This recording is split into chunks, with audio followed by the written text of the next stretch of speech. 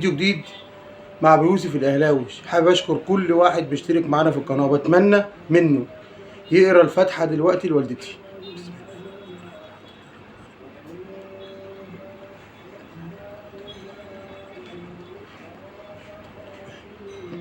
كلام كتير بقى، واللي قلناه عدناه واللي قلناه عدناه، بس في كلمتين هقولهم لميدو ورضا عبد العال. هتكلم الاول على ميدو. ميدو طالع بتصريحات النهارده بيطالب باستقالة مجلس إدارة الزمالك. دلوقتي يا ميدو بعد ما بقالك سنة في وسطهم طالع وبتطالب اللي هم استقالهم، دلوقتي يا ميدو بتشيل ايدك من المسؤولية وبتطالب الدولة تتدخل؟ ما احنا قلنا الكلام ده يا ميدو من سنة وسنتين وثلاثة. قلنا الكلام ده يا ميدو وانت طلعت وبتدافع، وانت اول واحد دافعت عن مجلس الإدارة وقلت ان بيشتغلوا لصالح النادي، وطلعت في القناة وجرحت في كل الناس. دلوقتي يا ميدو طالع عايز تهرب انت كمان. شفتوا يا جمهور الزمالك؟ شفتوا يا جمهور الزمالك اللي ابو يوسف الاهلاوي وكل واحد قاله محترم في مصر حقيقة؟ كله دلوقتي بيتخلى عنكم يا جمهور الزمالك. ميدو طالع بيقول لك يستقالوا المجلس كله، مرتضى منصور شجاعة منه اللي هو طلع يستقال على الهوا ومشي. لا، ده طلع ماشي يمين الله بيضحك عليكم.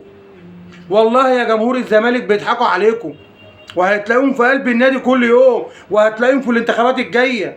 هو كده في الزمالك، اللي بيقول كلمه الحق بيزعلوا منه، اللي يضحك عليهم يحطوه في قلبهم. دلوقتي يا ميدو بس انا بطلبك يا ميدو وتطلع تتكلم بكل جراءه. لو انت عايز تصلح بجد يا ميدو تطلع تقول وتطالب باستقاله كل اللي في القناه بتاعت الزمالك، تطالب بإقالة كل الصحفيين اللي في القناة والمذيعين اللي في القناة، عشان هم دول صحاب الفتنة وصحاب الخربان لنادي الزمالك. يمين الله، هم دول اللي خربوا نادي الزمالك، اللي حطوا في دماغهم شتيمة النادي الأهلي ورموز النادي الأهلي. يا جماعة انتوا عارفين كل يوم بتجيبوا ناس تغلط في ناس مؤدبة؟ عارفين ربنا بيعمل فيكم ليه كده؟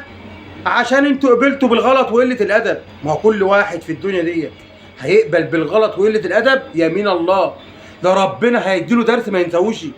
هي الدنيا كده، ربنا كبير، ربنا كبير. ميدو دلوقتي طالع ويقول لك النادي الزمالك وانا بصلح وانا بعمل. انت بقالك سنه وكل يوم بتشيد بالمستشار بعد ما كان بيجرح فيك يا ميدو. ده انت ما اول واحد جرح فيك، ده انت اول واحد شتمك، ده انت اول واحد طلع حزقك وقال لك ده بيروح بره ويطلع في المخزن. مش عايز اتكلم، انتوا عارفين عشان انتوا احسن ناس عارفين عني كمان اللي انا عايز اقوله وفاهمين انا عايز اقصد ايه. دلوقتي طالع بتقول لا، ده انا بطالبك اللي انت كمان معاهم تمشي. ده انا بطالبك يا ميدو اهو ابن ابو يوسف الاهلاوي محب النادي الزمالك كيان الزمالك، لكن جمهور الزمالك يستاهل. جمهور الزمالك يستاهل اللي بيحصل فيه، بس في ربع من جمهور الزمالك مصمم اللي هو محترم وفاهم كوره، فاهم كوره وفاهم اللي قدام منه وفاهم الدنيا ماشيه على ايه. يا كان انت دلوقتي هتطلع تهرب يا ميدو من ابو يوسف الاهلاوي يا ميدو؟ مع السلامه معاهم، عشان صدقني كل واحد قل ادبه هيجيله الفقر. وانتوا جبتوا الفقر لنادي الزمالك، ده انتوا جبتوا له الفقر. ايه؟ انتوا فقرتوه اصلا، انتوا فقرتوه يا ميدو. مع السلامه. نخش على مين بقى يا معلم؟ على الكابتن رضا.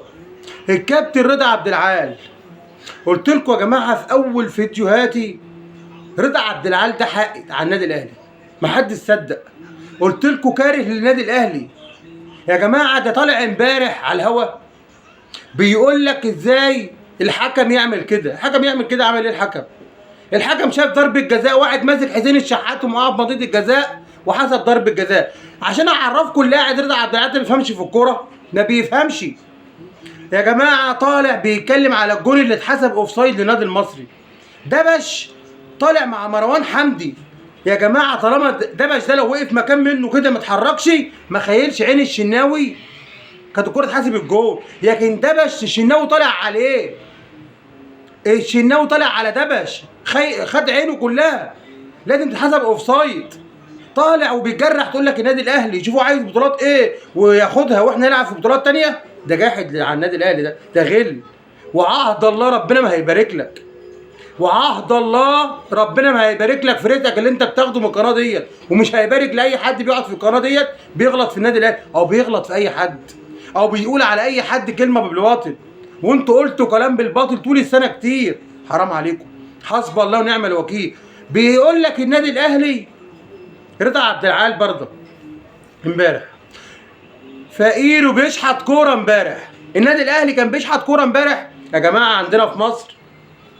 عندنا في مصر بالذات الناجح كل واحد بيحقد عليه فاشل.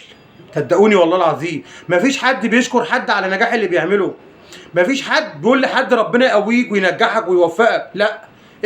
حط هنا سواد في القلب وجرح في الواحد. هات واحد فاشل وحطه جنب واحد ناجح هيجرح فيه كل يوم. حرام عليكم. طالع تقول لك كرر المدير الفني المحترم جايب 5 بطولات تقول لك النادي الاهلي كبير عليه. يا جماعه عايزها يا جماعه ايه. وبعيب على الكابتن محمود ابو الدهب اللي هو قاعد في القناه ديت. بعيب على الكابتن محمود ابو الدهب اللي رزقه مش هيجي على القناه ديت. اوعى تفكر رزقك واقف على القناه دي يا كابتن محمود وقاعد كده عمالين يجرحوا فيك ويضحكوا عليك. رضا عبد العال قاعد بيجرح في النادي اللي موقف لك بيتك على حيله لغايه دلوقتي ومقعدك في القناه ديت وانت قاعد ما بتردش. عمال يجرح في كل النادي الاهلي وانت ما بتردش يا كابتن ابو الدهب. ليه؟ قول لي يا كابتن ابو الدهب، قول لي الناس دي مش عايز ترد عليها ليه؟ تقول لهم عيب. واحد قاعد بينبش والتاني قاعد بيكذب ويجرح في النادي الاهلي، بيقول لك النادي الاهلي بيشحت كوره. فرقه واخده 5 بطولات في وشك يا رضا عبد العال اهمت. في وشك يا رضا عبد العال بامر الله وبامر الله لسه. ومدير فني محترم لعب 60 ماتش ما اتغلبش الا ماتشين وتقول عليه فاشل. امال انت ايه؟ يا اللي نزلت طنطا الدرجه الثالثه؟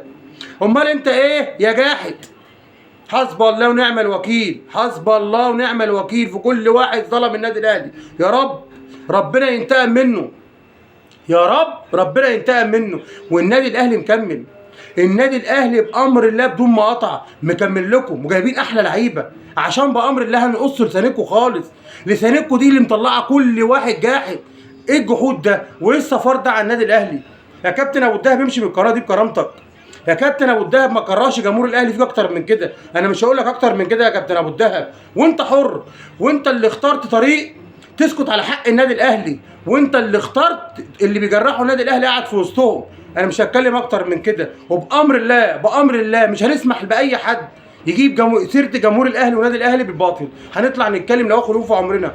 سلام عليكم يا احسن ناس.